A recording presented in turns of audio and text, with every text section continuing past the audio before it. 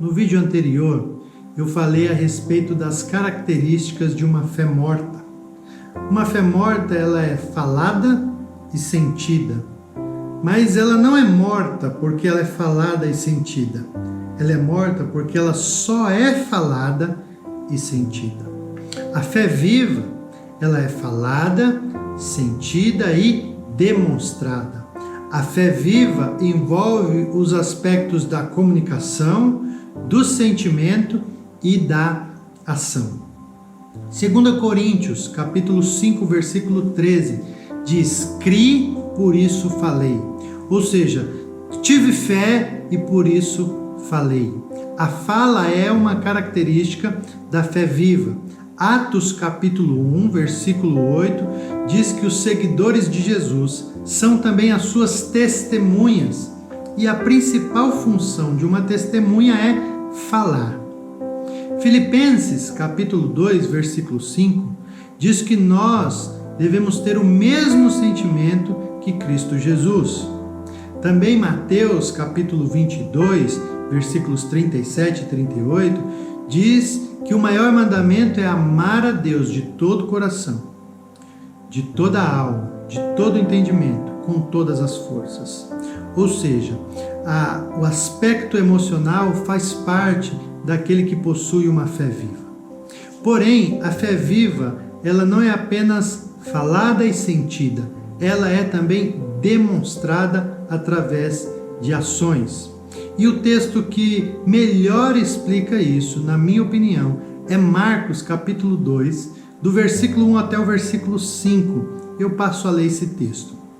Está escrito assim: poucos dias depois, tendo Jesus entrado novamente em Cafarnaum, o povo ouviu falar que ele estava em casa. Então muita gente se reuniu ali, de forma que não havia lugar nem junto à porta. E ele lhes pregava a palavra. Vieram alguns homens trazendo-lhe um paralítico, carregado por 4 deles. Não podendo levá-lo até Jesus por causa da multidão, removeram parte da cobertura do lugar onde Jesus estava e, através de uma abertura no teto, baixaram a maca em que estava deitado o paralítico. Olha o detalhe do texto agora. Vendo a fé que eles tinham, Jesus disse ao paralítico: "Filho, os seus pecados estão perdoados." Como Jesus pôde ver a fé daqueles homens? Se a fé não tem cor, a fé não tem forma, como alguém pode ver a fé de outra pessoa se a fé é um conceito abstrato? Jesus pôde identificar a fé daqueles homens através das ações que eles estavam tomando. É a ação que mostra que realmente temos fé. Agir de acordo com aquilo que falamos e sentimos.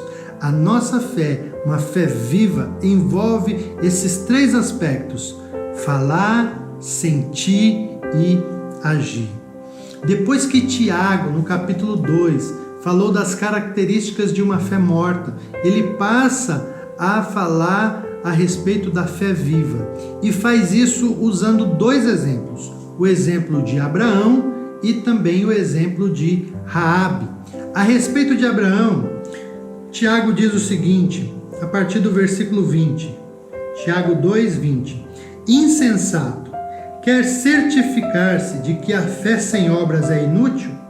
Não foi Abraão, nosso antepassado, justificado por obras quando ofereceu seu filho Isaque sobre o altar?"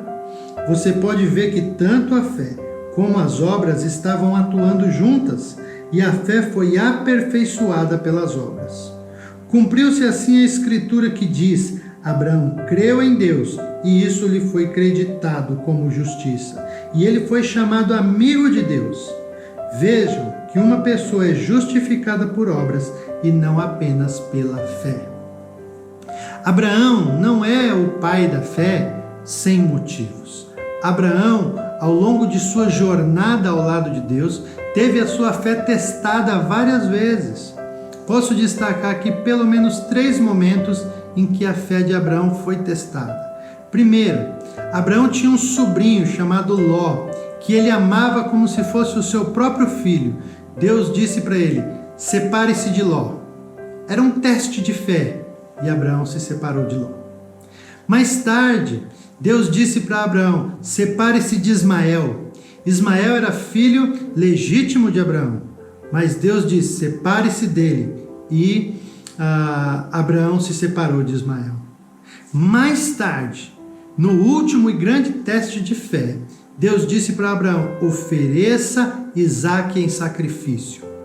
Abraão pegou Isaque e estava a ponto de oferecê-lo como um sacrifício a Deus, quando o anjo de Deus bradou impedindo Abraão de fazer isso. Abraão estava disposto a oferecer o seu filho Isaque como sacrifício a Deus, porque ele amava a Deus, porque a sua fé era uma fé viva, uma fé que falava, que sentia e que agia. Abraão não estava entregando Isaque numa demonstração de fé pequena, mas de fé grande, porque ele cria que se Isaque fosse morto, Deus o ressuscitaria dos mortos. Isso está escrito em Hebreus capítulo 11, versículos 17 a 19.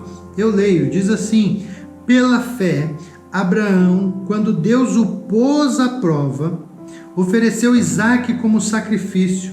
Aquele que havia recebido as promessas estava a ponto de sacrificar o seu único filho, embora Deus lhe tivesse dito: por meio de Isaque, sua descendência será considerada. Abraão levou em conta que Deus pode ressuscitar os mortos e, figuradamente, recebeu Isaque de volta dentre os mortos. Uma fé viva não é uma fé que apenas está disposta a receber as promessas de Deus, mas que está disposta a entregar essas mesmas promessas a Deus. As promessas feitas a Abraão foram feitas todas por meio de Isaque. Era na descendência de Abraão que as promessas seriam cumpridas. Matar Isaque seria a mesma coisa que matar todas as promessas de Deus. Algumas pessoas que só estão interessadas naquilo que Deus pode lhes dar, só estão interessadas nas promessas de Deus, mas não têm nada para oferecer a Deus, não estão dispostas a oferecer nada a Deus, a agir de acordo com a vontade de Deus. E a fé viva é aquela fé que age oferecendo algo a Deus. Além do exemplo de Abraão, Tiago cita um outro exemplo, que é o exemplo de Raabe. O versículo 25 diz assim: caso semelhante ao de Raabe, a prostituta. Não foi ela justificada pelas obras quando acolheu os espias e os fez sair por outro caminho? Tiago diz que o caso de Raabe é semelhante. E é semelhante porque, assim como Abraão estava disposto a sacrificar sua família, a sacrificar o seu filho, Raabe também colocou em perigo a sua vida e a vida de toda a sua família quando ela acolheu os espias israelitas. Alguém já disse que a fé cristã é uma fé perigosa. É uma fé perigosa porque ela te leva para ações que são completamente contrárias a qualquer lógica humana. Nós não agimos por vista, nós não agimos pela lógica. Aqueles que têm fé viva agem pela fé. E a fé nem sempre é lógica. Para concluir, eu quero dizer que nós fomos salvos pela fé, não pelas obras. Efésios capítulo 2, versículos 8 e 9 diz: pela graça sois salvos, por meio da fé. Isto não vem de vós, é dom de Deus. Não vem das obras, para que ninguém se glorie. Nós não somos salvos pelas obras, somos salvos pela fé.